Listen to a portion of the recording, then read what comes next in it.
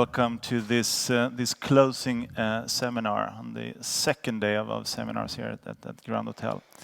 And it's a seminar about space and innovation that will be the closing session for today.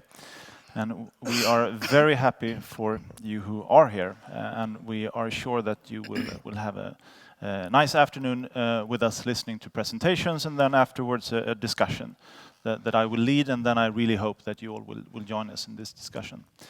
My name is Mattias Frenius. I'm normally the CEO of Nobel Media, which is the media arm of the Nobel Foundation.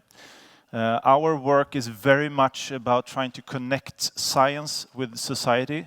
We try to tell the stories of the now 889 different laureates and organizations that have been awarded the Nobel Prize since it was first handed out in 1901. So, of course, it's a treat for me to be the moderator to this session about space and innovation, because I think what you will soon hear is that there is very much a question of connecting the dots between the scientific world and the sort of the society world. There was a famous German fashion designer who used as a slogan many years ago that style is never out of fashion. And that might be true, but I think it's even more true to say that space is never out of fashion. Because I think that no matter how far you go back in history, people have always been extremely fascinated by space. But I think it's fair to say that that interest has taken quite a few different angles. It has been from a religious perspective, it has been from a scientific perspective, I guess you can say from an existential perspective, and also from a cultural perspective, given the enormous amounts of films and books and music that has connected to space. And space and innovation isn't a new topic either. I think as long as there has been something called the space industry, that connection is a rather obvious one. But I think it's fair to say that what we see now is in a way a new era where the connection between space and innovation is probably clearer and stronger than we've seen before. And what I find so interesting is that we now see new actors, new countries moving into this space. Formerly, it was normally sort of the big two that had the big political fights around space. But now we see countries like, of course, India and Sweden and others that strongly enters this area. So with that development, I think it's going to be a fascinating afternoon to hear two very distinctive representatives for this movement here on stage today. First, we will hear a short presentation, and then we will have the discussion afterwards. And first, I would like to say welcome and introduce Dr. Susmita Mohanty, who's the founder and CEO of Earth to Orbit. I think you describe yourself as a spaceship designer and as an aerospace entrepreneur, which I think is two titles that really at least get my interest going. You have an interesting background. You have been working both for Boeing and for NASA. This, I think, is your third startup, third company you lead. So I think it's fair to say that you have a both long and fascinating background in this area. I read somewhere that you also have a fascinating way of, or you found a fascinating way of funding your studies when you sent out requests to a number of famous people to sponsor your education. That was way back in the middle of the 90s when there was no internet, or it was just starting. Yeah, so Matthias, that's right. It was in the middle of the 90s. I wanted to go to the Space University in Strasbourg, and I had to raise $35,000 in 8 months. And there was no email, so to speak. It was just starting. There was monochrome screens with internet just about starting to make an appearance in India. So I wrote, I believe, to 70 foundations. I wrote handwritten letters to 7 individuals, Bill Gates, Carl Sagan, Arthur Clarke, with all these very simplified addresses like Bill Gates, President, Microsoft, Seattle, Washington, USA, you know, and it all made it. And then And he didn't answer. So strange. yeah, and then I But got someone did. Yes, I got a call from New York from Baldev Duggal. He has a fantastic 12-story photo studio. He said, Susmita, I can't pay your tuition, but I can offer you a job in New York. I said, well, that would have to wait. And then I get a call from Arthur Clarke in the middle of an afternoon on a weekend.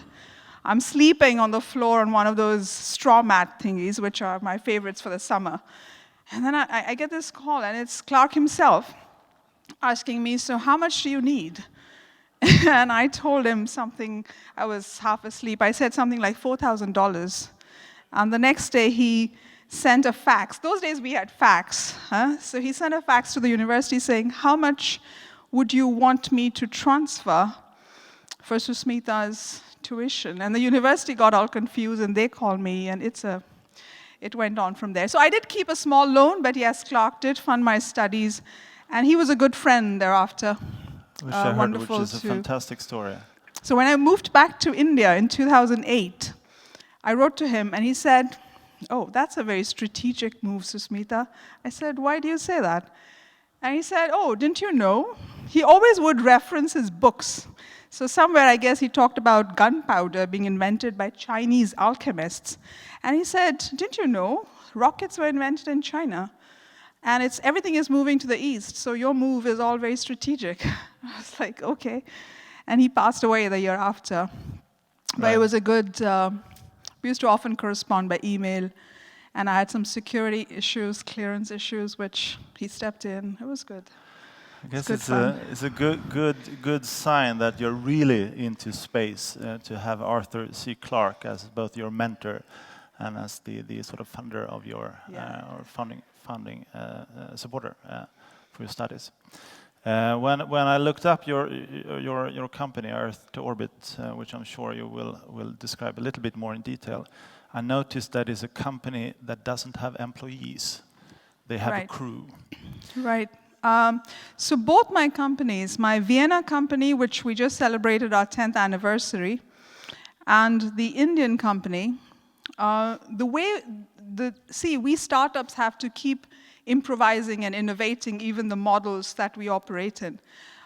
Usually a space startup takes a good 5 to 7 years to come to a place where you can say you've arrived. Unlike an IT startup, which maybe in a couple of years you can start breaking even. So what we do is, the Vienna company, we have a core team of about 9 people. And I would say 3 of them are full-time. The rest are part-time. And we have to constantly apply for funding through proposals. And every time we win funds, we bring in the rest of the crew and other freelancing consultants. Right. So that keeps our overheads low and allows us to be mobile, flexible in many ways. And it works wonderfully, because then I can work for Earth to Orbit, and I can work for my Vienna company as well. Sounds like a perfect combination. Please, Susmita, give us your presentation. Thank you. So I've kind of broadly divided my presentation into 4 parts. I don't know if you guys caught the title of the presentation. It says, From Sriharikota to Mars. Sriharikota is our spaceport in the southern part of India, on the coast. In fact, right now, that particular state is going through a heat wave. They're having 48-degree temperatures. So I've broadly divided my presentation into 4 parts. The first one talks about the start of the Indian space program back in the 60s. Not many people know about it, but we got started way back then when the US, the USSR, and the other nations got going. The second one talks a bit about the space products that we make in India. The third one, in some ways, I would like to talk a little bit about what are the advantages of having a mindset which can make the best use of frugal engineering, and how I see those 2 things as somewhat overlapping and yet different. And the fourth part talks about new space. Cecilia and myself I consider ourselves to be new space entrepreneurs. What I mean by that is old space would be Airbus and Boeing and Lockheed and Northrop Grumman, the good old megacorps, which are funded by the defense establishments and the space agencies. Whereas we, the new space people, we often start our companies bootstrapped with our own money and really go from project to project until we get to critical mass where we have enough projects to keep us going for the next 4 years. And I think entrepreneurship and this whole startup economy, I lived in California for about 12 years, which is where the first space startup, which got funded entirely by private money. You would never, ever find a space company being funded entirely by private money. About 3 to 4 years ago, there was a company called Skybox Imaging, which was bought by Google last year. They raised about $100 million in private funding. I think I'll talk about it when we come to that. So let's move on with the presentation. So I'll walk you through a few slides, which will kind of be a visual journey through the Indian space program. That's 1963. I love this shot, a rocket on a bicycle. That's a sounding rocket being carried to the launch pad in Kerala. Can you see the coconut plantations around? I love it. This is the nose cone of the rocket. And that's a bicycle I kind of grew up in, a full-size. We didn't have very many bicycle companies. That's a very classic bike. In fact, the slang for it in Bombay is ghoda, which means a horse. You can use it for many, many things. So you can transport a rocket cone. That's 81. That's the Apple satellite being transported by bullock cart. Our first satellite, by the way, was launched in 1975. It's called Aryabhatta. It's named after one of our famous astronomers. And this is a sequel. But I want to assure you, we don't still go by bullock cart. That's the new way we transport our satellites. This is a satellite, a ComSat, being transported to Kourou to be launched on an Ariane rocket. So we've moved on from the bullock carts, though that was far more romantic. This is a close-up shot of our communication satellites, which are megaton satellites, which fly way up there, 36,000 kilometers from the Earth. These are the telecommunication satellites. And that orbit is also known as the Clark orbit, because Clark first talked about it in 1945 in one of his articles. 1983 is when we launched our first ComSat. So there, broadly speaking, in the audience, those of you who are not familiar with satellites and rockets, is that there are two kinds of satellites, broadly speaking. The Earth observation satellites, which fly in low Earth orbit. When I say low Earth orbit, it is up to 1,000 kilometers from the Earth. And the geosats, the ComSats, which fly at 36,000 kilometers from the Earth. 1988, our first remote sensing satellite was launched. They also call it Earth observation satellites. And you're seeing a shot of the clean room. 1993, the first PSLV rocket was launched. So any country that wants to be self-sufficient when it comes to launch capabilities needs to have two kinds of rockets. One that carries your Earth observation satellites to low Earth orbit. And this is the same rocket which also carried our orbiter, the Moon orbiter and the Mars orbiter, into a desirable orbit to slingshot it out to their destinations. And this is a very reliable, very mature rocket in its class, as good as any. The Russians have theirs, the French have theirs, the Americans have theirs. This particular rocket has flown up until 2014, I think 71 satellites, of which 31 were Indian satellites and 40 were foreign satellites. So it's doing quite well. This one is the bigger rocket. It's called the GSLV. This is meant to carry ComSats to the higher orbit. And the first launch was in 2001.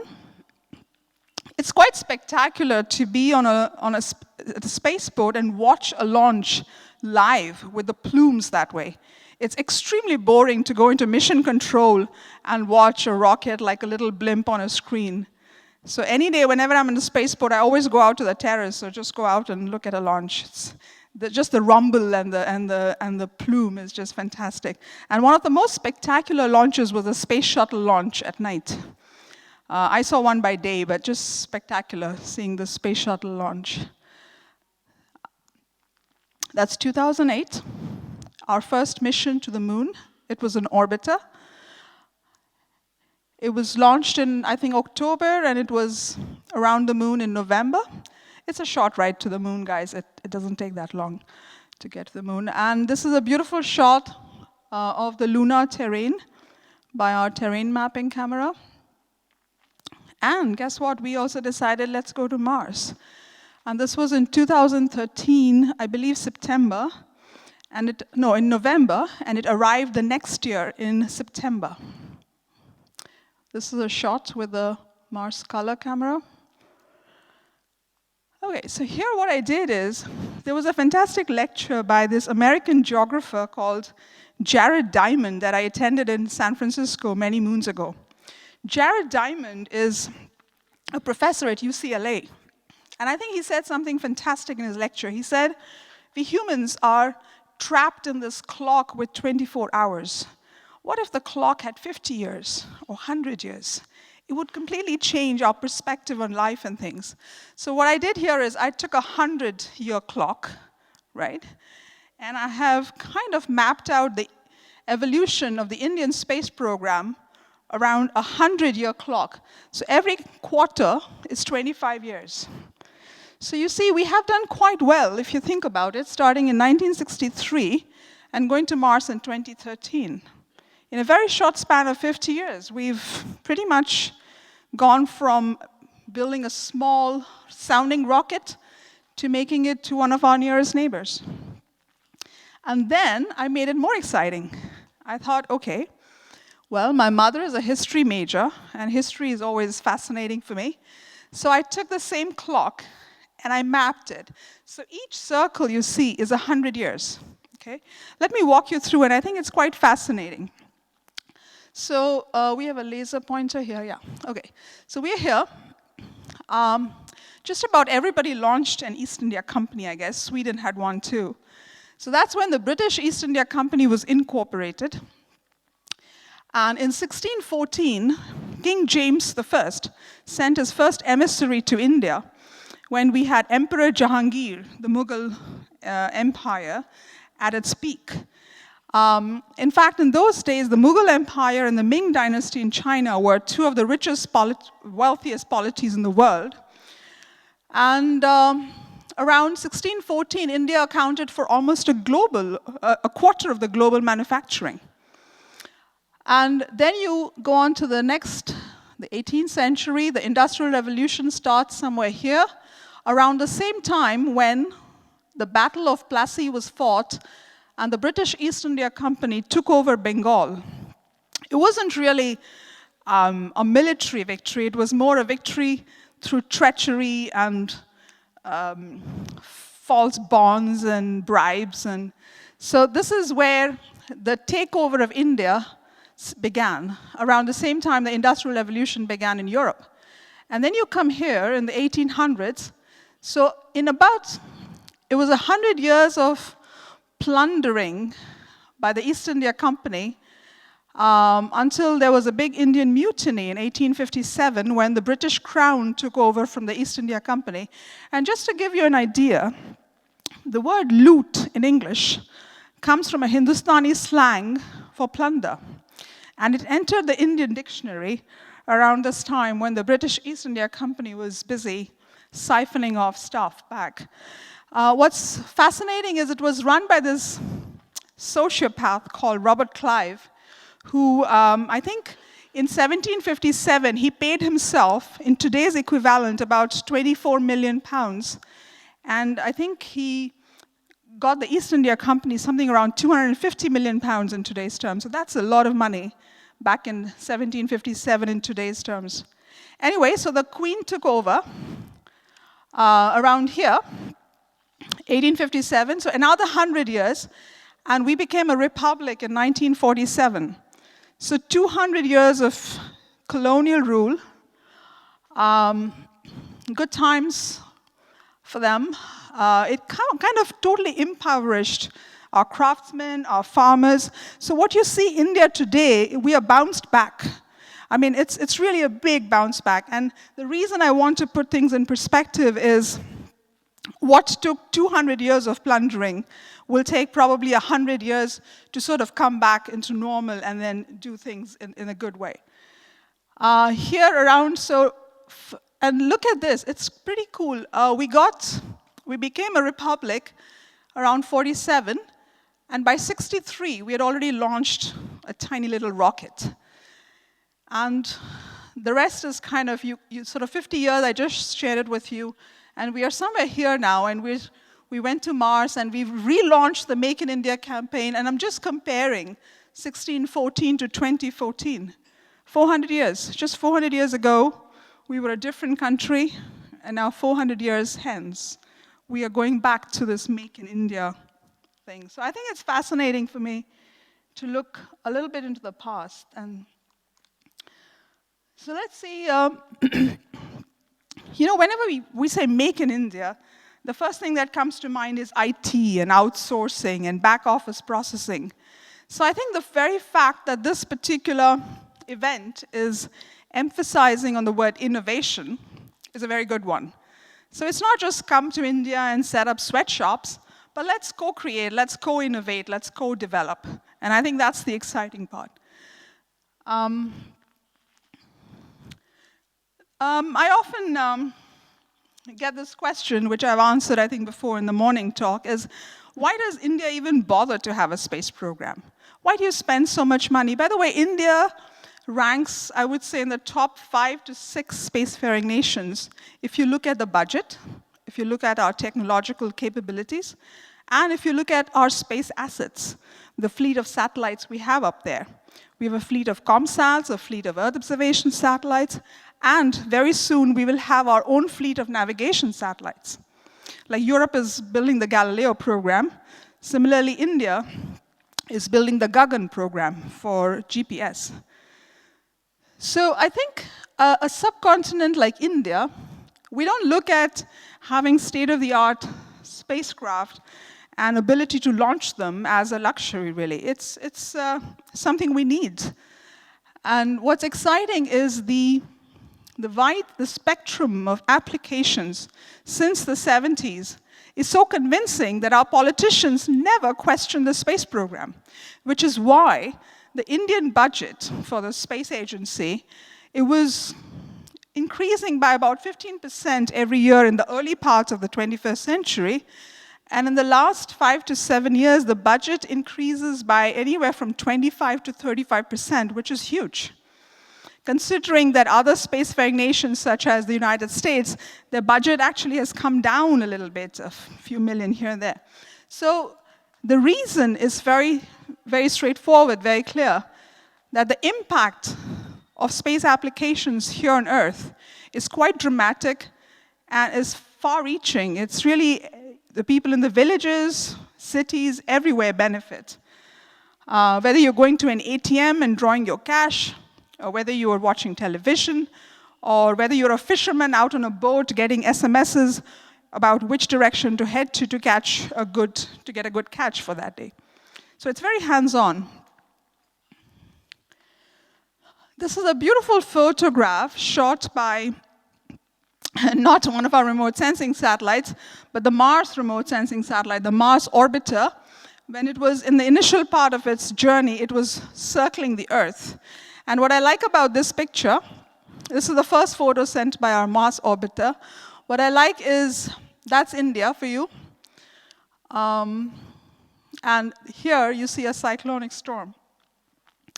And I was in one of these cyclonic storms here in this, so my parents come from the East Coast, they live somewhere here. So I was in one of those cyclonic storms called Phelan, which happened, I believe, 2 years ago. And A similar storm had happened. Every year there are storms on the East Coast, it's nothing new. But a similar magnitude storm 10 years ago, I think about 10,000 people died. But this storm, because of satellite imagery, because of very highly sophisticated meteorological modeling that we have, we were able to predict the storm in phases the way it arrived. And I think the loss of life was very limited. We evacuated lakhs of people, and I think 35 people died as opposed to 10,000. So this is a very clear impact. I mean, good governance and satellite applications put together can work wonders, and that's what I'm trying to show here. So the Made in India part, I'm also trying to show you some shots from our clean room in Sriharikota. This is where the satellites undergo checkout tests before they're integrated onto the rocket. And this is your moon orbiter called Chandrayaan-1 going through those checkout tests. That's a shot of the Mars orbiter, which is called Mangalyaan. It's also known as MOM, Mars Orbiter Mission. And this one, not many of you probably know about. So India is planning human missions. And after I returned back to India in 2008, I did some work with the team that's working on putting together a fairly big residential astronaut training facility for 25 astronaut families outside of Bangalore near the airport. And the first module, the first crew module, was tested back in 2006. And this is a sequel to that, which was tested last year. So this is what we call an atmospheric re-entry demonstrator. So they have to sort of test materials, like the tiles, for example. When you make a re-entry, you need special ceramic tiles which can stand the high temperatures, almost 3,000 Celsius kind of thing. And what you see here is an Apollo kind of landing where you do a splashdown as opposed to a touchdown.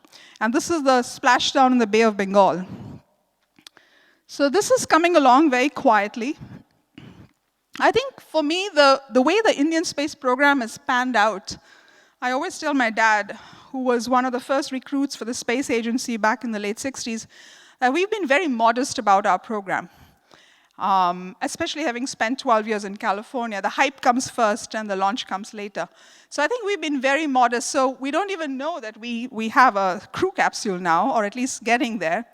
How many of you know that Europe tested a space plane a month or two ago? But everybody knows Richard Branson is building one.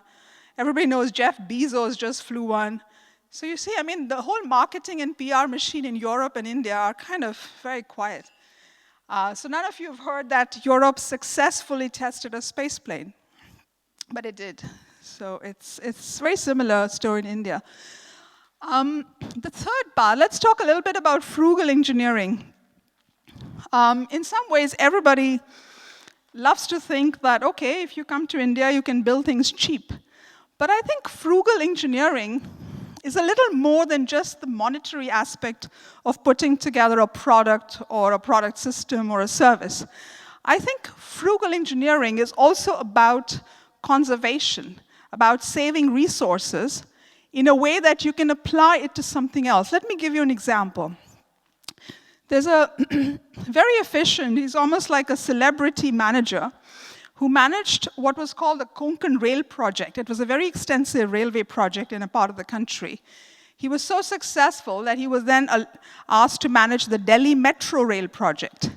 So what was good about this gentleman is not only was he able to deliver on schedule, on budget, but he was even able to deliver under budget, on schedule.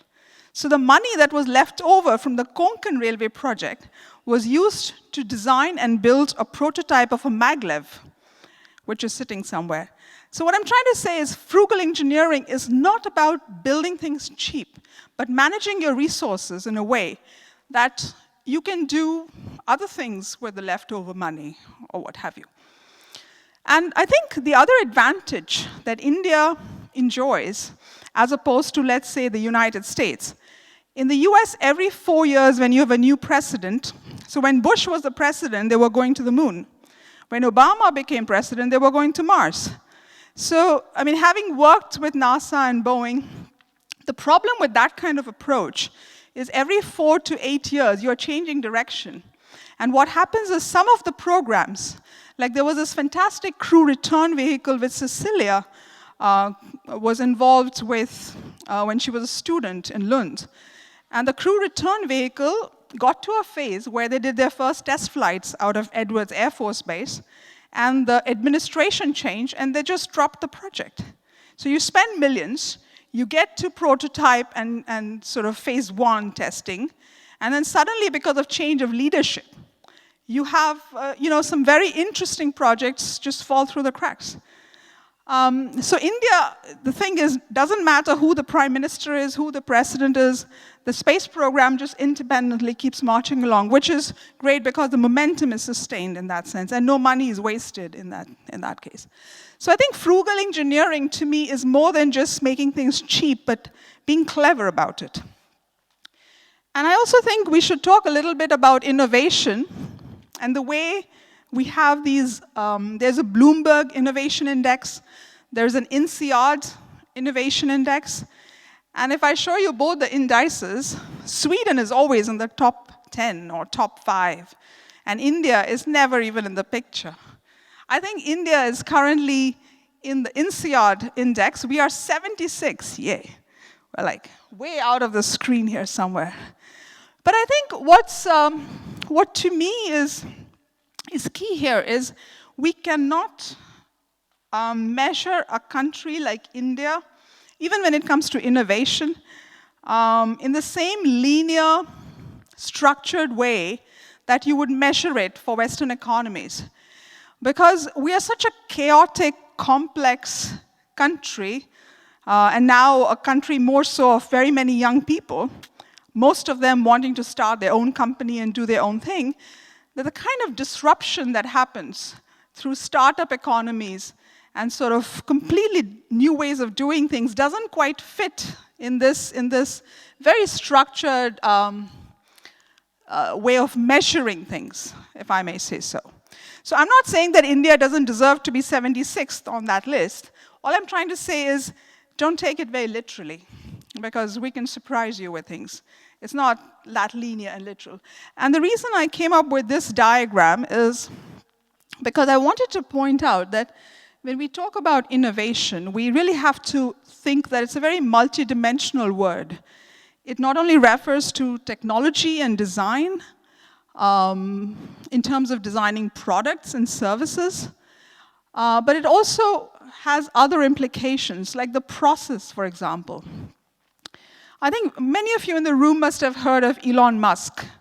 He's this one heck of a 41-year-old from South Africa who moved to California. He first made not too much money, some money by Valley standards, through IT. And then he invested $100 million and started this company called SpaceX. And now SpaceX is sort of the new Boeing for NASA. He's building the Falcon 9 rocket.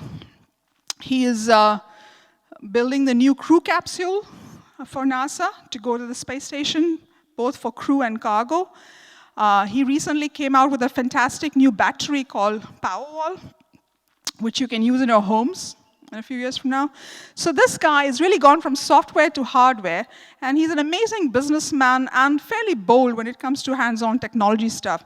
The reason I mention him is I think what he did in the case of both Falcon 9, the heavy lifter rocket, and Tesla, the EV, sports electric vehicle, is Elon he did what someone should have done 10 years ago. He put them on an assembly line. So the entire Falcon 9 rocket is built under a single roof in Hawthorne, in California, in El Segundo, and all of the critical parts, the avionics, the engine, is all built right there. So what he did is he collapsed the supply chain thing. He streamlined it. He accelerated the building of the rocket. He took away the risk elements in terms of parts that need to come in. So he brought down the cost of launch. I mean, don't take my numbers perfectly the way I'm saying it, but let's say he brought it down, a typical heavy lifter American launch, if it cost $100 million, he brought it down to $60 million, which is a significant reduction. So I think he innovated in the process of building a rocket. The same thing with Tesla. He put it on an assembly line in Fremont, which brought the cost down. And the last time I was in Google, they have this shed, the solar shed, where everybody comes and plugs in their EVs. And so many people in Google have an EV today that there's a line, okay, you're done with your thing. Now why don't you take it out and I need to charge my car? EV is really, I mean, in California these days, it's really growing. The other thing I want to point out to you is the business models or the implementation models or the organizational models. We really need to get innovative at this level as well. And if I were to give you an example, let's take the clean energy program in India now. I think as of today, India generates about 270,000 megawatts of electricity, of which only about 30,000 is the renewable from renewable sources. But the new Prime Minister has very aggressive targets. By 2022, they want to generate 100,000 megawatts through solar and 60,000 megawatts through wind, making it about 160,000 megawatts of a total of, in today's terms, it is 260,000. So a very significant chunk can come from renewable. And the way, how are they planning to implement such an aggressive scheme? So what they're going to do is each of the 30 states around the country will identify, I forget the numbers, maybe 20,000 unemployed graduate engineers. The center's skill training, whatever program, will train them to become the solar army. And each of those engineers in each of their states is going to set up a solar power plant of 1 megawatt. So I think this whole idea of implementation models, especially in a country like India, we really have to get innovative. Okay, so what I'm trying to say in this slide is, it's all well and good. We have a very accomplished space program. We've been to Mars. We can do it all, but what's the next phase for the Indian space program? And one of the things I'm trying to do after coming back to India is, I go to Delhi, I meet with bureaucrats, I meet with ministers, I share with them, sort of give them a bird's eye view of what's happening in the US and Japan and Europe, and why I think we need to completely overhaul our space policy. Since we became a republic, the entire focus has been technology independence. How can we build things ourselves? Which is great. But now we've reached a stage where we need a new kind of space policy, where we are a little more extroverted, where we're looking far and trying to figure out how we become a part of the international marketplace. We have 500 odd companies supplying parts and systems to ISRO. But how are we going to make them grow? So I think that's sort of the next phase. We need a completely new kind of space policy. We need to promote related exports, just like we do for IT. We need to empower the Indian companies to not just cater to ISRO, our space agency's needs, but also become internationally competitive. So in most of the sectors you see, I mean, I think we have, when I look at Sweden and India, I think we have more to sell to you in this case than buy from you. You want rocket launchers? Come to me, I'll put you on a rocket. You want us to build satellites? We can do that. But I think, that's sort of the next step, the next phase for India, I would say. And I want you to look at this number. So the global space economy, not including defense, just the civilian side of it, is quite huge. The annual is about $300+ billion. So that's a huge market, and I think India should go after it. And this is sort of the closing part of my presentation. I did mention a little bit about new space companies. I think the greatest advantage new space companies have is agility. They can quickly adapt themselves to lack of funding, full funding. I mean, there is this company called Planet Labs in San Francisco, which can literally put together a small satellite in a week if they get a launch opportunity, piggyback on something.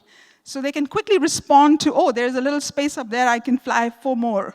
So they'll go into the lab, use off-the-shelf components, put together a satellite, and launch it. So I think this kind of agility can never be expected from traditional companies. And I think that is a very big quality that these new space companies have. The other one is we need to reduce our dependence on taxpayer funds, which isn't easy. So the first company that was able to raise private money was about 3-4 years ago. It was called Skybox Imaging. They are into commercial Earth observation. They raised about $100 million in Silicon Valley in 3 rounds of funding. Google bought them last year for a pittance. Google bought them for just $500 million, which is nothing for a satellite company. I mean, imagine Uber, our taxi app company, is valued at $20 billion, and a satellite company is at $500 million. They really bought it for nothing. And Google has a company for breakfast or lunch every day, so it doesn't matter.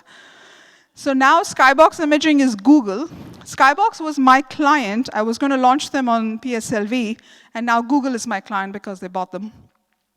But they became the first ever space startup to raise private funding. The second one was Planet Labs. They just closed their 3rd round for $160 million, which is quite big if you think of the space industry, the startup industry. Nobody puts money into space. It's only the governments. So I think a new sort of a new phase is coming up where you will see more space startups. However, the catch is both Skybox and Planet Labs did not sell themselves as space companies to the investors. They said, guess what? We are data companies. That's the catch. I think, despite that, I think it's a good start that we have space startups able to raise money. I'll share with you 4 shots, 4 images from projects that we've done or are currently doing out of my Vienna office and my Indian company, Earth to Orbit. This is a photo, this is a rendering that we created. It's now in the Austrian textbooks. They have an annual research or science festival in Vienna, and the topic for the year was smart cities, and India is also talking about smart cities. So we looked at how the future city will incorporate a lot of technologies directly or indirectly connected with space. So what you see here is sort of Vienna in some ways. And you see we're showing that the space-based solar power being beamed down to Earth. There is the Hyperloop that Elon Musk is talking about. There's a space elevator. There's vertical farming on the facades of buildings. So it's sort of a rendering for the future. It might not be very accurate or very perfect, but the idea is to convey a vision to the students that we're talking about a future where experts and stakeholders, whether it be architects or designers or economists or policymakers, try and build an urban future or even suburban or rural future where everybody can have a sort of good quality of life and where we don't draw a line between Earth and space, but we use technologies both ways. The next image is from an ongoing project. It's called SHE, and the abbreviation expands out to be Self-Deployable Habitat for Extreme Environments. This is a 3-year-long project funded by the European Union. These are the consortium members, my company being one of them. And we currently have a full-scale prototype sitting in Marseille in France to be outfitted. So pretty exciting project. And you can use this even on Earth for different applications. At my India company, we are considering launching a competition to demonstrate space-based solar power. Technically, it's feasible. The problems are with beaming it back to Earth. Because if anything passes in the way of the beam, it can be incinerated. So we need to find a way of beaming it down to Siberia or the North Pole or where you don't have much of a human population. But I think that would be exciting. And I will end, well, this is a shot of one of my Japanese clients. We launched their satellite on the Indian rocket, and I love this shot with the professor and his student actually bowing to the satellite on the top of a rocket. They're standing at about 44 meters from the ground, saying goodbye to this little satellite before it flies off. It's a beautiful shot. Okay, I think I will pass on this one. This is essentially, I put this in because of the recent Nepal tragedy, and I think Tenzing Norgay and Edmund Hillary, when they made it to the top of Everest in 1953, people often ask me, why does India want to have a human space program? To me, it's fairly simple. It's not about the money. Are we saying that because Tenzing was a coolie, he shouldn't go on to the top of Everest and Edmund should? Probably Edmund would have never made it without Tenzing being his coolie.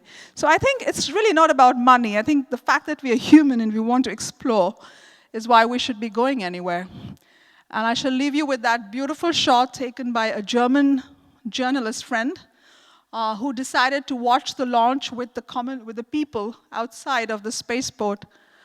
And that's a beautiful quote by Oscar. He says, "We're all in the gutter, but some of us are looking at the stars." Thank you. So, thank you so much, Susmita. And if you ever have a problem with a rocket launch, then you know who to call. I was thinking about the sort of clock, the 100-year clock you showed, and you said that we are now sort of half time. And obviously, the clock is ticking faster, at least in India now, when it comes to investments. You said that the increase in budgets was it 20-25%? My first question is, why is that happening now? You said that it's sort of rational to do the investment, could see all the positive outcomes, but why hasn't it happened earlier, and why is it happening at this very moment? I think we have more money now. So we are allocating more money to Maybe the microphone. Yeah, I think it's just that earlier we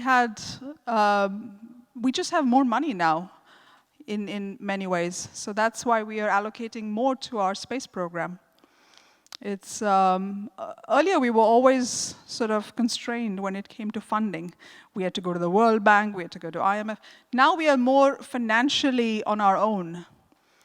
And Right. there's no one to arm twist and say, hey, we gave you the money, so don't use it for this or that. Right. So we have greater independence in deciding where the money is allocated, and we have more money. That's what it is. And the second rather obvious question is also concerning the 100-year clock. What will happen when we reach 100? That's a good one. Let's think about it. So we are in 2015, another 50 years, 2065. Geez, I think by then, going to space would be like taking a commercial plane from Bangalore to Stockholm via Frankfurt. I think it'll be as affordable. Now the question is, in the Indian context, I'm thinking, wow, I would imagine at least one more spaceport, a commercial spaceport somewhere down south, where we would have sort of non-governmental launches, including tourist launches and other launches. But I think I want to see a little more than that. I would love to, if I were part of the Indian space program policy making, I would invest some serious money into developing better propulsion techniques and even putting more money into fundamental research. So this whole idea of teleportation or looking at warp drives, I mean, those are the things we need to pay more attention and give more funding to start working on it for real. Right. Thank you. You will come back later on for the discussion, but thank you so much for now. Thank you so much, Susmita. Next on stage, Cecilia Hertz, who is the founder and CEO of a Swedish-based consultancy company called Umbilical. And I'm proud that I could pronounce it, hopefully, correctly. And I know that you will soon explain the fascinating background of the name. It's a company that works with architecture and design for space and extreme environments. You also have a background, I think you have worked at NASA, or at least with NASA, and I think you are colleagues from there. And I think what we will hear from you is a very good example of what both is happening in space and also how what we are doing in space can really be used on a more sort of earthly matters.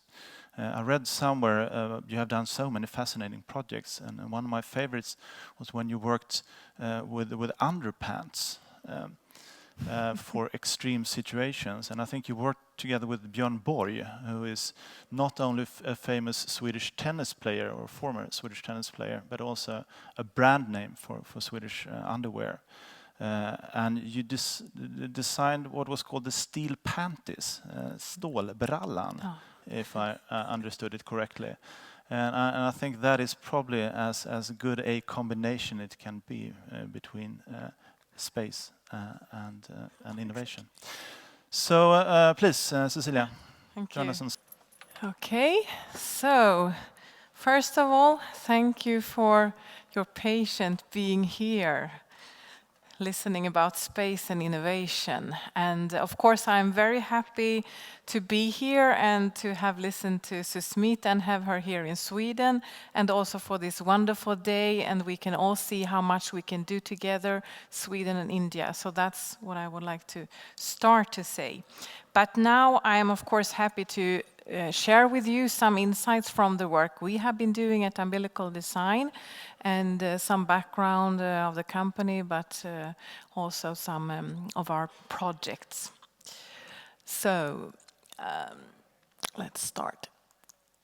So I started the company 2001, and it was directly after my master's degree of industrial design from Lund Institute of Technology.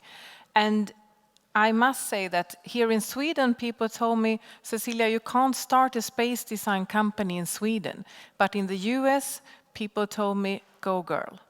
So I guess you understand who I listen to. So that's a bit of the first lesson. Be careful to who you listen to. And from the beginning, we were only focusing on design and architecture for outer space solutions, and had an ongoing cooperation with both NASA and ESA, who is the European Space Agency. And the name is, of course, a space term. And in space, it's used for everything that connects two things. So that's how we like to be, like a creative link into big, complex project. And if you translate it, it's navelsträng, for those who speak Swedish here. And we work in 3 different areas, and if you see to the left, it's interior of the International Space Station, and as I used to say, you can see there is a need for designers there. They need some help.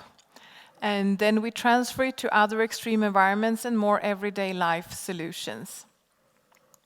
But it was this little vehicle that Susmita mentioned already that really catch my interest for the space sector. It was called the Crew Return Vehicle, and it started as a diploma work at Lund Institute of Technology, where we were 4 students, 2 architects and 2 industrial design students working together.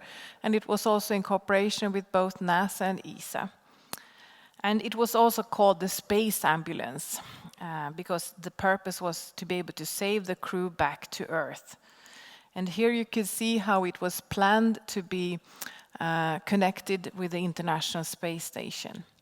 And when we came to NASA Johnson Space Center in Houston for the first time, we met up with the manager of this vehicle, and he told us, oh, so you're the Swedish designers that are going to hang some curtains in the windows? And I guess it was because we were 3 girls and 1 guy in the project. So we actually decided to change the whole interior of the vehicle. So that became our plan, our secret plan, of course. And when you see this image, you might understand even more why it's really nice to work in the space sector, because then you can go up, fly with this parabolic flight plane, which we were happy to fly with, and actually it goes up and down, and on each top you are weightless for 30 seconds. And there you can see the plane, and it's we were flying with a rebuilt Airbus 300 with strengthened wings, and of course strengthened very strong engines, and 3 pilots to be able to handle these periods of zero gravity or weightlessness. And it's not only repeated once, but it's repeated 30 times. So it's a 2.5-hour flight, and it's great fun. So just try it when you can. It's real fun. And something that really confused the NASA people was that we had so many astronauts involved in our project. So we had 6 astronauts working with us, led by our Swedish astronaut Christer Fuglesang, who was at that time based at Johnson Space Center in Houston.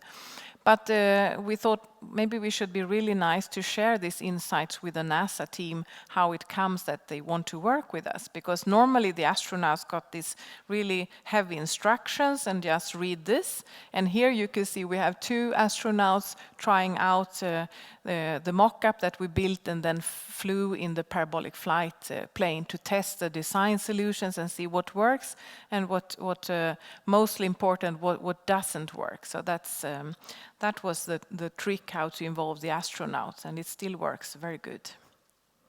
And I actually talked with our astronaut this morning, and he would have been here if it wasn't because he had to be in the centrifuge test today. So just a hello from him as well. And when we came to presentation of our work, the major change we did for the vehicle was that instead of having a flat floor with 7 seats placed up on the floor, we integrated the seats in the floor structure. And by then we saved a lot of weight. And that's the most important part when working for space sector, as it costs around $10,000 per kilo what you decide to bring up in space. So by doing the floor in this by integrating the seats, we also saved a lot of volumes for the technical systems that were planned to be under the floor structure. So that we of course calculated exactly so we could show the engineers how much more volume they got for the technical systems. So by then it has been no more talking about curtains. So now it's 14 years ago. So. And as you might understand, this was really wonderful to be able to work with the people at NASA Johnson Space Center. So that's why I also decided to start umbilical design and to put Sweden on the international space design scene. And we continued working with a little crew return vehicle, but as Susmita mentioned, they closed down the program after have been active for 10, 12 years, and people were actually crying when it was shut down. So I think that was really a waste of a wonderful project, but that's how it is, or was.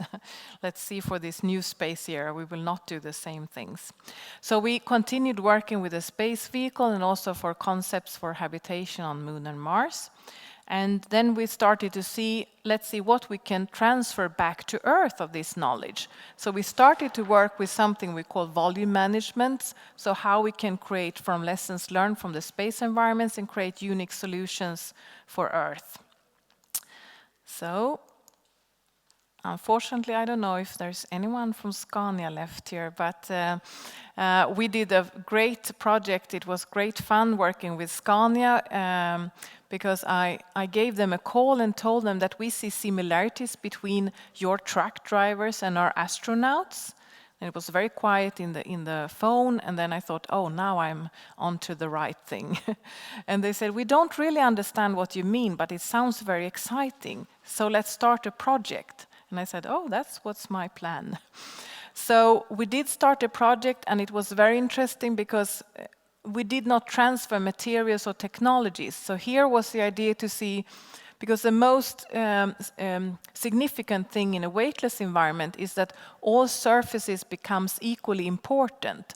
So that was a concept and idea that we transferred to the truck driver's cabin that also live and work in a small enclosed environment, and then we could transfer insights from space sector into the Scania trucks.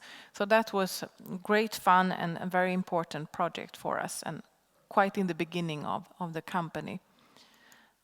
And the other thing we work with a lot is weightless thinking, and it's more like to see how can we help out with creating new innovations by implementing, as we say, the zero gravity factor in the design process, and just have companies to think totally new. And like for the building sector, we can question, can we use insights from the astronaut suit when we think about future habitation? For example, the space suit is only a couple of centimeters thick and can protect the astronaut in this extreme environment with these extreme temperatures. So then, of course, we started to think that the suit is like the house and the protection for the astronaut. So how come that we need to have houses with walls that are 30 to 60 centimeters thick here on Earth?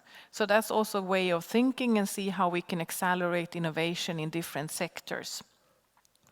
So this became our major area with space technology transfer, where we have been active since 2004, and we represent Sweden in European Space Agency network of space brokers, where we are actually 14 countries working together in Europe at the moment. So that is really a wonderful network. So if we have problems we can't solve here in Sweden, we can get help from the network of 14 different countries. So we work a lot. So actually the project Matthias mentioned here before, with it's called actually the Thunderwear in English, the underwear project. We sent out a request to all our 14 countries saying, now we need a space textile that we can implement in underwear for steel workers. So first the network thought, now the Swedes are doing this crazy joke again. But then I had to send out a new request saying, no, it's not just for fun, it's actually to help the steel workers, as they have no good underwear that could protect them from extreme heat. So so the network was extremely helpful with this project, I can assure you. And just to give you some examples from our work, it has been everything from working with the forest sector to, as you see, the protective clothing, to the Scania truck cabin, to extreme sailing. Here we understood that it was materials in the tires of the little Mars rover that we could transfer into textile, and then we made a prototype for a sailing suit, and that was tested by one of our most famous sailors, Pia Lobry, and she was wearing the suit in a race over the Atlantic Sea in a 6.5 meter long boat. And actually, Pia came 11 out of 70 boats over the Atlantic. And we, of course, like to think it was our suit that got Pia over the Atlantic Sea. But we understood it was quite difficult sailing as well. So we always give some credit to Pia also. And of course, I'm happy that I don't have to test all these prototypes on my own. So we're happy to have people like Pia around us talking about network and crew. And then we have been into bicycles, identifying lightweight materials for bicycles. But one of our most interesting industries at the moment, I would say, is the building sector. As just to give you an example, it consumes like 40% of all energy consumption in Europe. So we see where can we direct our so to say, space technologies to create the most beneficial solutions. So that is one of the main areas we are focusing on at the moment. And after working a little while, we already have the Crown Princess Victoria here today, but she was also very nice to give us an honorary diploma for the work that we have been doing. This was in transferring technologies for sustainable solutions. This was 2008 where we got this in the category of CSR entrepreneur. And this inspired us to start the project that we call Down to Earth project, to see how we can commercialize space technologies for a sustainable Earth. So we exhibited the first projects at the Shanghai World Expo 2010. And this is a project where we really want to address global challenges and work together with both space agencies and universities and industry. And of course, many people might question, as you see, I don't have so much figures or numbers in my presentation, but I used to bring this one, number 20. It feels good at the moment because that's every invested euro in the space sector in Europe comes back to society times 20 in form of new jobs, new technologies, new innovations. And of course, this is a number, if we listen to our American colleagues, they say we can double that. Don't dare to say that exactly, but of course we are striving in that direction.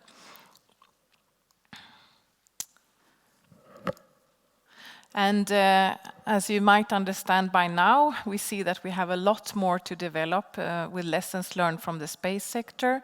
And if you can see down to the right corner, it's an astronaut taking a shower.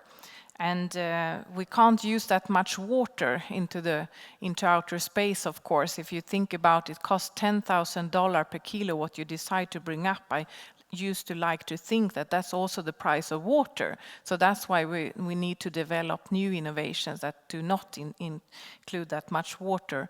Like here, he's standing in this tube, and he had this sponge, wet sponge. So that's how you take a shower in space. You might guess it doesn't demand that much water. So we might consider doing that as a space technology transfer.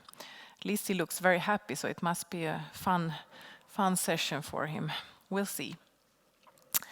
I used to like to think back on something my professor at Lund Institute of Technology told us students for now it's like 15, 16 years ago, but I think it's even more valuable today. And he used to talk about design, and it's like color, form, and everything you can think about, but it's also to refrain. And I think it's really good to give that a little bit of thinking, that we need to consider what should we develop, and more important, I would say, what should we not develop. So I think that's something everyone should carry with them a little bit more. So that's what we used to discuss in our project, and also what project we decide to enter into.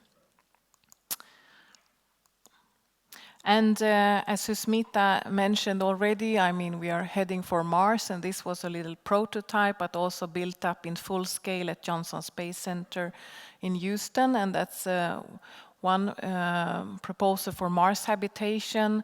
It should be cylinders with 4 meters in diameters and 11 meters long, and it should be both habitation, research, and also they have to grow their own food there, because they can't bring, of course, all food needed for the whole Mars mission. So this is a lot of similarities where we can see, as Susmita already mentioned, I mean, for our future cities, what can we actually borrow? So much is already developed within the space sector. So we believe we have a lot of things to share with to create the sustainable city of the future, because this is the most enclosed system you can think about. You have to recycle almost everything. And see what can we share to the megacities and the growing cities.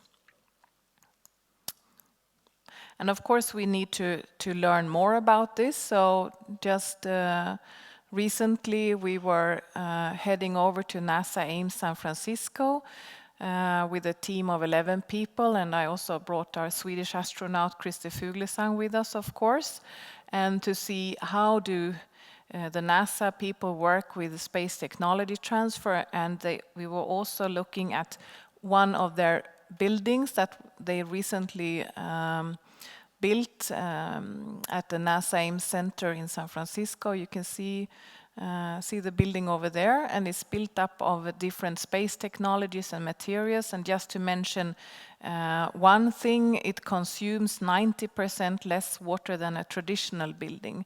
So I mean, we really need to implement these in the future habitation systems. So just some final reflections from my side. I think what we really need to learn and even work more, we have talked a lot about today, the co-creation and how important it is. And I used to say, if this Formula One driver would be surrounded only by medical doctors, we all know it would not work that well for the driver, but still we do surround ourselves, even in very important projects, with people with similar backgrounds and similar, I mean, same nationalities and so on. So I think that's something we need to work more with, the cross-fertilization and teamwork. And of course, it creates that we challenge both ourselves and the people, partners, clients we work with. And I think what's needed is only courage and brave people. So I think that's what's needed, because what we can see is that we have all materials, technologies we could ever dream of. So, and I have people in the network that say, Cecilia, tell me what material you want and we make it for you. So I mean, it's only in the mind. So that's why I always end my presentations with 2 words, because I learned that you can't, after 1 month, you only remember 1% of a speak. That's a bit terrible knowledge, but so I used to summarize my whole presentation in 2 words, so it's now you should listen. So it's why not. So I used to say I collect on the why not people, and it's the people that when they are confronted by a little bit complex project or strange idea, they could actually imagine to say why not. So I think that is the most people, that is the most important people in the world, the why not people.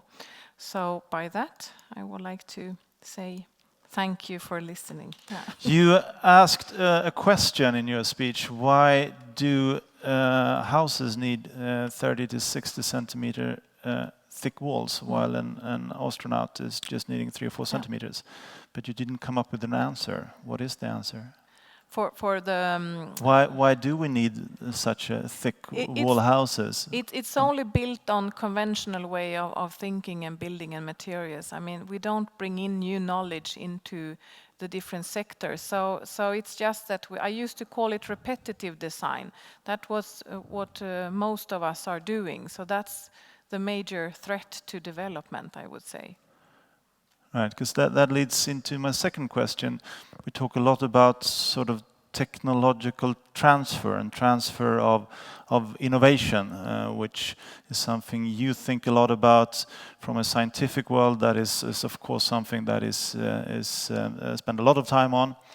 And then you can start thinking about, is the problem or the challenge, is it the technologies, or is it the way of transferring those technologies, or is it the kind of receivers, the customers of those technologies?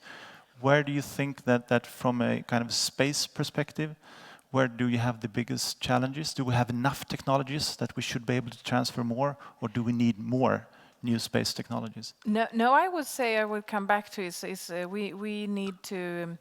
I used to say when we go out and do these cooperations with different people, I first ask them if they are brave. If they're not brave, we don't start projects with them, because we need to work with ambitious and brave people. So I think that's the clue. I mean, that's what we need to do to really identify the new innovations, because that was the story behind the underwear. The underwear was that we started to work with the Swedish steel industry, and we started to look at the future control room, and the idea was to see what can we borrow from Mission Control Center in the space sector into the future control rooms for the steel industries. And then when we were out on these field visits in different steel industries, we realized, because we had to change into their clothes, and we realized that they had no proper underwear that could actually protect them. So they have burn marks when it comes in, this warm metal. And then, of course, my proposal when we came back to the steel industry, we said, oh, first we must do the underwear. And they were like, yes, we must do that. So right. That's we a should brave client. Susmita up on stage as well. Yeah. And one final question. What we heard before was a very sort of, at least I perceived it as a positive, forward-looking feeling of India being really soon in the forefront, but very optimistic about the Indian space industry in general. And you read a lot about it and you hear a lot about it. What is your take on the Swedish situation? There is a new space policy coming up, and where are we? I mean, I think we have a very positive situation at the moment, because it's like a really buzz around space at the moment. And as you mentioned, we will have a new national space policy coming up in the end of August. And we will also have fantastic event where we have 100 astronauts coming to Sweden in end of September. So that will also create, of course, a strong interest for space. And so I think we have brilliant opportunities. And I think this has been very exciting days. And now I'm happy to connect back with Susmita and see what we can bring for Sweden and India when it comes to joint space adventures. Right, thanks. Move over here.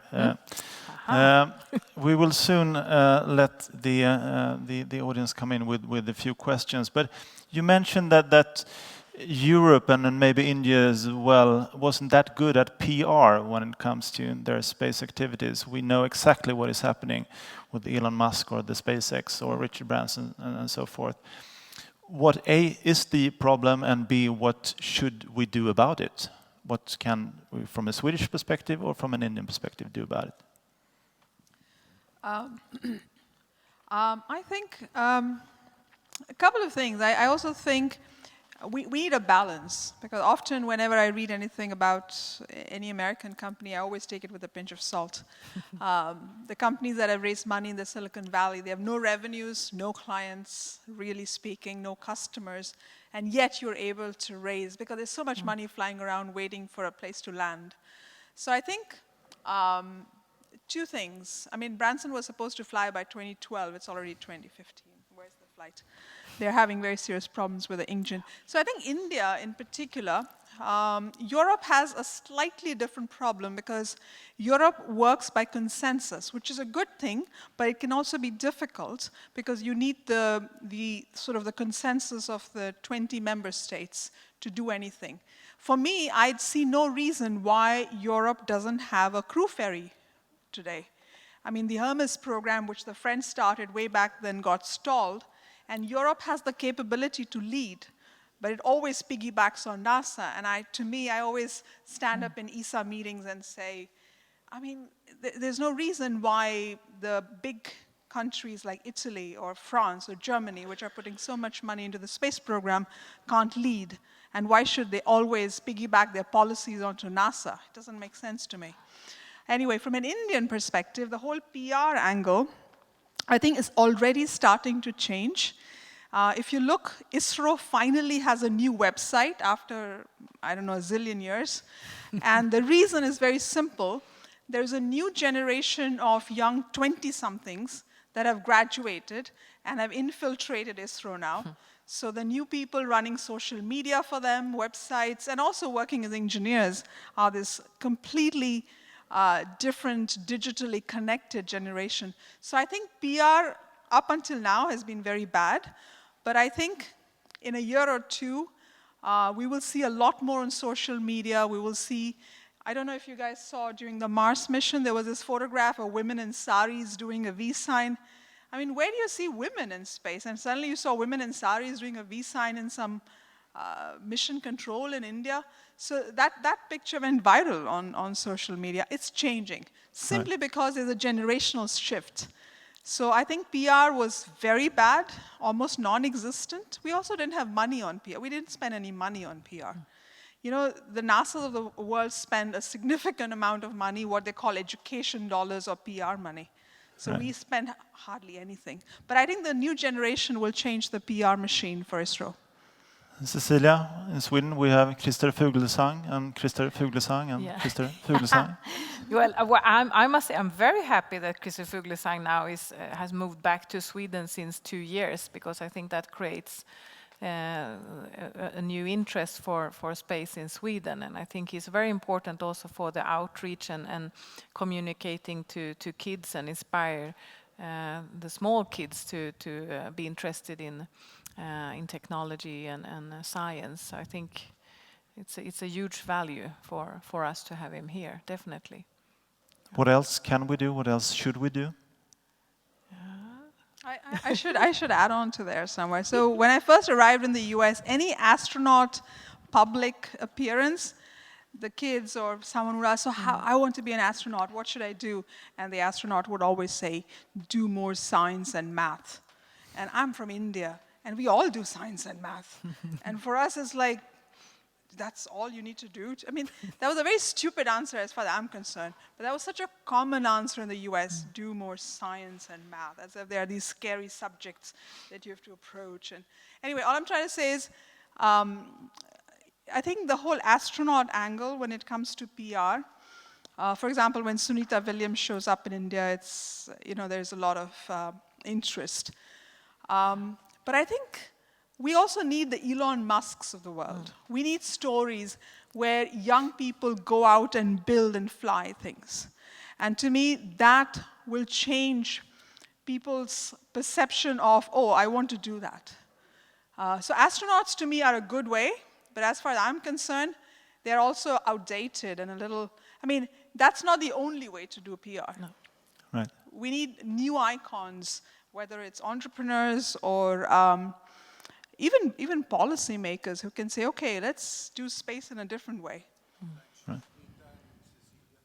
Exactly. Yeah, there you Exactly. go. Cecilia, you mentioned that the only thing we should or would remember from your speech was the why not. But I remember a figure, and that was times 20. And you said that 1 krona or rupee invested in space returned... Well, euro or we krona. need to stay in Europe. But the factor, times 20, is of course interesting. And coming back to the question of funding, Susmita mentioned that you would like to see more non-governmental funding in space. But if that figure is correct, times 20, then it would make a lot of sense for a politician to say that we should invest even harder in space because we get return. And I, as a taxpayer, would say that that is a fantastic investment. How do you look upon the balance between public or governmental funding and private funding? I think for a country like India, if I can use more of the taxpayer money for public projects, infrastructure, sanitation, health, and so on, there's a whole long list. I would rather use it there. See, for space, just as in other cutting-edge technology fields like genetics or nanotechnology, the government, it's all strategic. The government needs to invest money for the first 10, 20, 30 years, but then they should step back and create an ecosystem where youth and a great business environment, whether it's from a tax point of view or duties point of view, tech parks. I think if the government keeps babysitting these cutting-edge, the frontier technologies for too long, it doesn't make sense to me. So maybe they've already done the job with space. For 50 years, they've been funding it in a big way, but now they should slowly start handing it over to the industry, privatize it, so that instead of having 2 PSLV launches, we can have 6 PSLV launches and bring even more export dollars. Do you see any risk with moving too fast or too much into sort of private funding area? I don't think so. There are these mature technologies which can easily be handed over to the private industry. A lot of that satellite manufacturing in India is fairly routine now. And even one of our rockets is very reliable, very mature. It can be handed over to the industry. Right, because when we meet the Nobel Prize laureates, they all praise the need for funding for basic research. And they said that is something that private companies have a very hard time putting money into. They want to have results. They want to go for applied research. But you really have to have a nice balance there.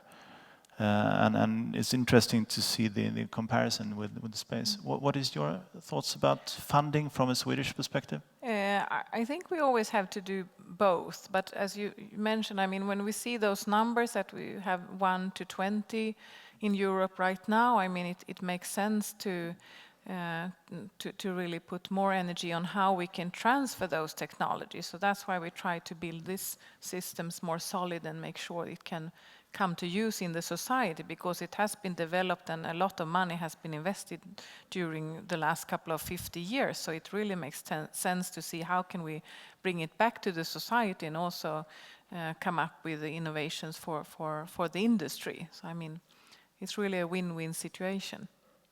Right. Do we have any questions from the audience? Yes, please. Sorry, maybe we can start in the back. So I'll come back to you later. Yes, please. I think if you speak out loud, then maybe we can. Eller. All right, that's good.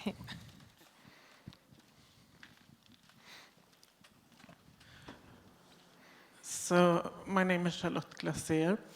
I thank you first for 2 excellent presentation. I'm delighted. I wished we have all of KTH Chalmers and Stockholm School of Economics, Stockholm School of Entrepreneurship, so please go and see them too, since they didn't come today.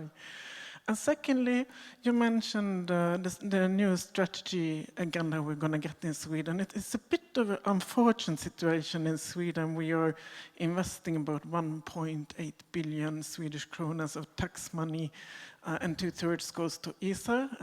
It's a lot of good coming back. It can be better, but we are not getting so much back. We're actually giving away over 1/3 of that money. And this is what we're looking over. Do you have any ideas? What could we learn from India, for example, or the Silicon Valley, or other places in the world?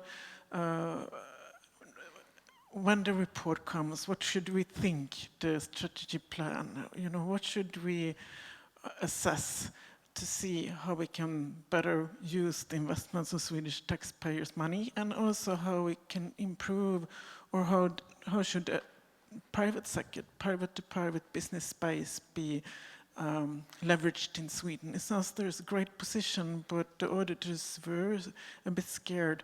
We are giving away 1/3 of the money, and that is not the best way, perhaps, to invest.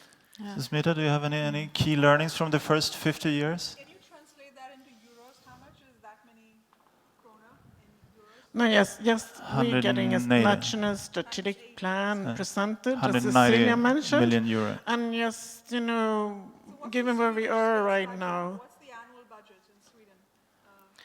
Yeah, it's one Yeah, point. yes, 90 your million views, euro, because you apparently, have so many interesting views, but what should we see? I mean, what should we look for? What would your suggestions be that we should see in the report in gearing up and leverage the space activities in Sweden? Yeah. If you, as Smita, you spoke about private-to-private new space, and Cecilia about gearing up the patents and spinning it out to the Saabs and the Ericssons of the world. How will Cecilia, we do that? would you like to start, and then we can have the microphone? Yeah. I Thanks. would say that what we're doing now is that we are putting most of the money into the outer space and the research, which we of course should continue doing. But I think we need to show more what we can actually bring back to Earth, because that's what I used to say. If we can show that a bit better, and also increase the amount of 20, which are good already, but why be happy with the good? We can do better.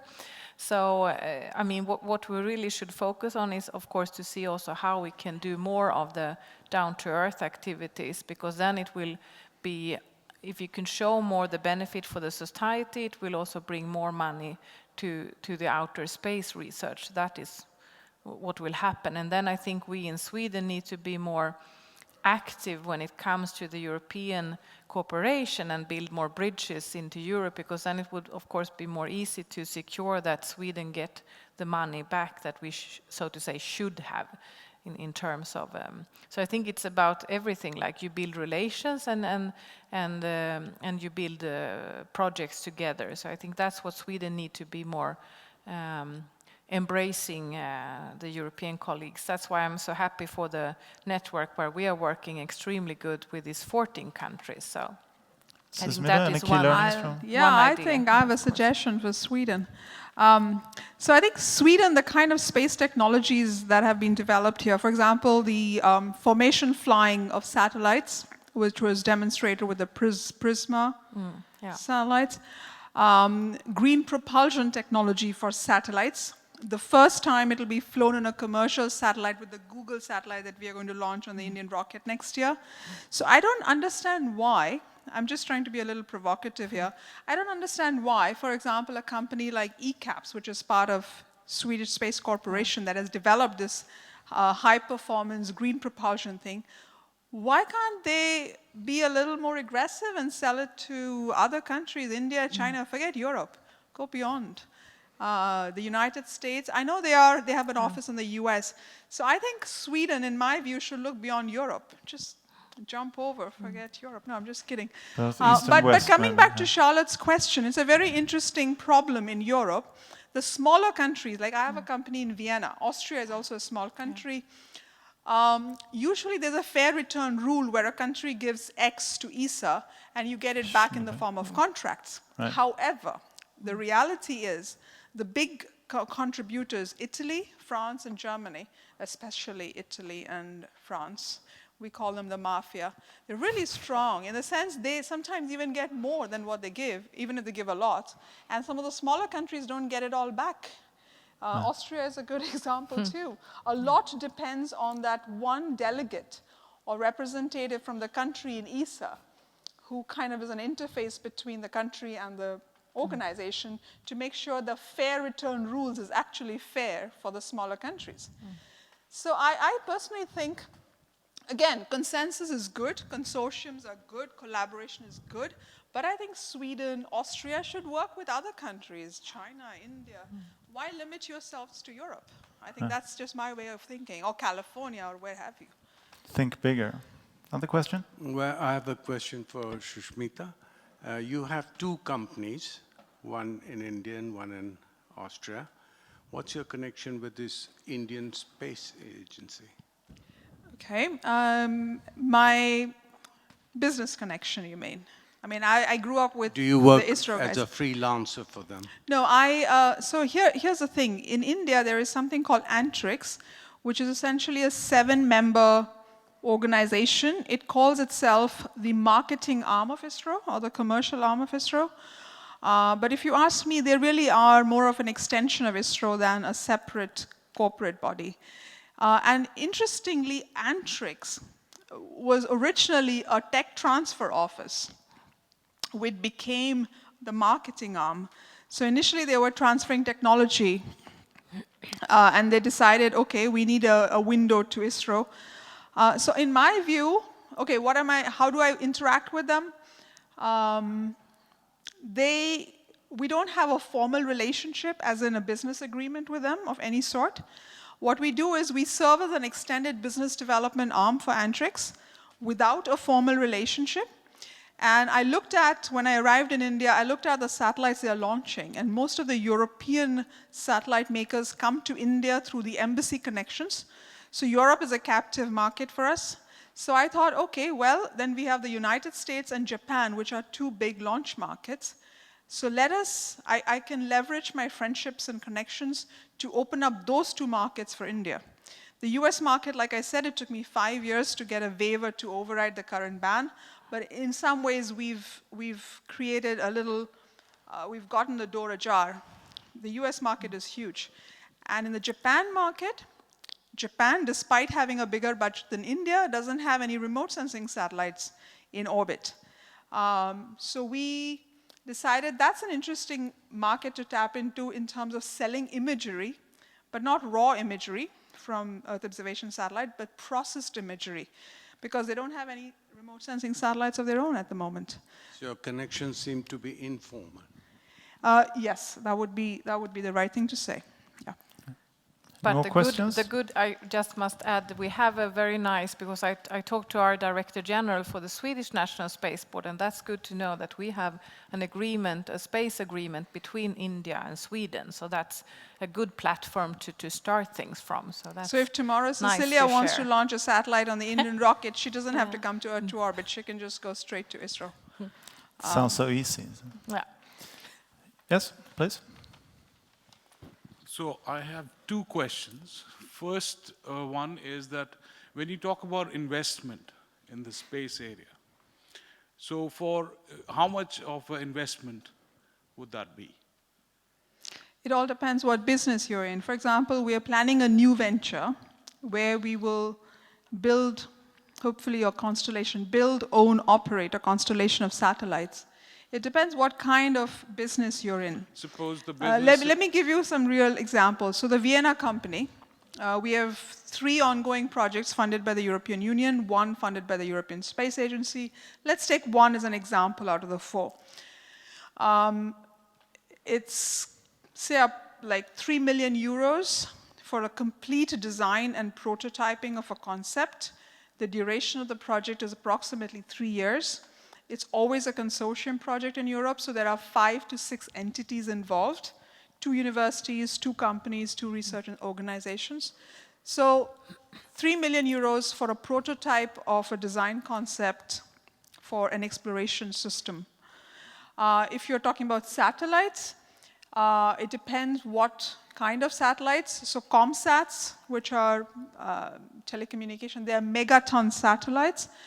And each one of them can cost, I mean, it depends on the size, if it's 7 tons, 10 tons. Suppose we were Over to, 100 million. I mean, just thinking out of the box, we were to install a GPS system to protect patients dying from heart attack on the satellite. So you want to track the the traffic. heart health of Yeah, patients yeah. in India. Yeah.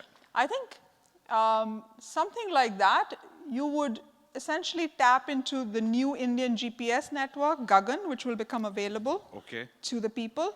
So you can just have your GPS on your smartphone. You don't have to invest anything in the constellation at all. That would be free. Yeah, absolutely. Yes. Interesting. The one that you use now, you're using the American constellation and the Russian constellation, which is aging. The only drawback is these are military constellations, so if the American military chooses not to make it available to you, they can switch it off for you. The Indian constellation is a civilian constellation, and so will Galileo when it's up and running. So you don't have to pay anything. The GPS So how service do is we free. get in touch with this technology? Oh, I think we need 7 satellites in our constellation, and I think 4 have been launched, or maybe 5, and 2 more have to be launched. So you would be the right person to get in touch No, with? you will have it in the newspapers. Everybody will know about it All right. once it's functional. But don't think about starting that in India, as we just learned how young you are in India. So I think you should start that in Sweden instead. Nice That little could be a point. competition here. And as we also are working with the Karolinska University Hospital now, seeing how we can transfer space technology into hospitals. So that might be a better market for you to come to Sweden doing that. I don't mind doing Just that. a little advice. Or maybe both. Because, we have time for because one. one of you says the investor should be brave, and the other side we have a frugal kind of atmosphere. No, it's, So some of the things are because free whenever you listen about space programs, you know the perception is that it's going to be very costly. Yeah. That's right. So for And Galaxy- It has been. So that's a common struggle that we need to say that. I mean, you used to think about, I mean, that was one space vehicle. Now we transferred ideas to like Volvo cars, for example. So you need in space it's one, on Earth it's many. So that's a easy, Yeah, easy deal. and the costs have gone up. Like Cecilia, you were quoting $10,000 to a kilogram. That was about 10, 15 years ago, because I now actually fly things on rockets. It's really gone up. I think the European rates, don't quote me on this, it's off the record, but it's anywhere, so 30,000 plus euros per kilogram. That's too expensive. If you're a university, you can get a discount, but commercial rates are very high, and they've tripled almost in the last. Makes the need for innovation even higher. Even more. One final question. I have one. I said in my introduction that there is a great fascination about space, and you see it and have seen it a lot in sort of popular culture, from sort of Tarkovsky's Solaris to Armageddon to Gravity, who lost, was it 2 years ago? One was it 7 Academy Awards? Interstellar was more recent. Interstellar, than of Gravity. course. You see it in literature with your older mentor, and in music. Is that only positive that space in general get that attention, or do you as experts see that as a potential problem, that they give the wrong image, the wrong facts about space? I would say the more the merrier. Let it The come. more the merrier? Yes. No, I think That's my they're easy. fantastic. I mean, yes, you don't like Sandra Bullock come into an airlock in a tank top, but who cares about the facts? I think it's still very exciting for people to see how it might be living in space. No, I think they're a very big positive. That's good. So thank you so much for very nice presentations and a very nice discussion, and thank you so much for staying with us for this afternoon. So, Thank you.